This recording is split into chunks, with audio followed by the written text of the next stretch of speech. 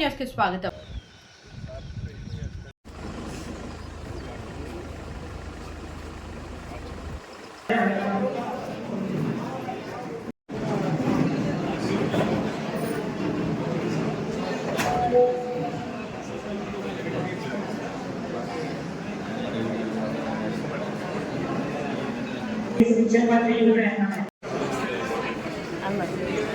రమేష్ 9 రోజుల్లో 9,000 కోట్లు మనం నవరాత్రులు చేసుకుంటున్న పండుగలు నిజానికి 9,000 కోట్లు అనే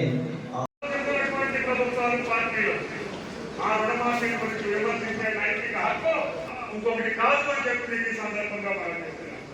అదేవిధంగా మీరు కూడా మళ్ళీ రైతు భరోసాని ఇవ్వాలని చెప్పి ఆనాడు గత ప్రభుత్వాలు ఎన్నికల పేరు చెప్పో ఎన్నికల కోడ్ చెప్పో నాటుపత్రులు కాకుండా పంట పెట్టుబడి ఉత్పాదకతలు ఆర్థిక స్థిరమైన వనరులు సేకరించడానికి రైతు భరోసా దోహదపడుతుంది.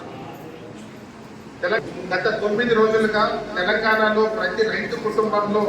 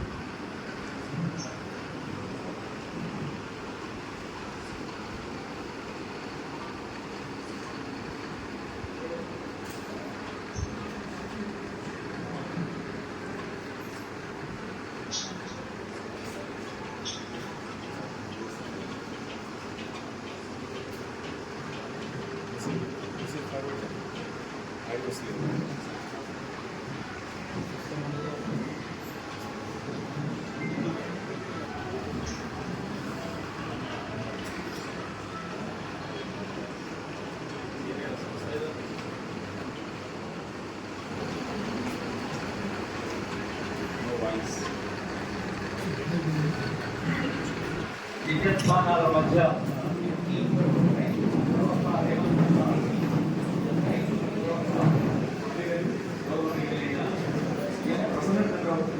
ప్రజాప్రతినిధులు అన్ని జిల్లాల కలెక్టర్లు కూడా ఈ రైతు వేదికలో ఉండి రైతులతో ఈ కార్యక్రమాన్ని వీక్షింపజేస్తున్నారు.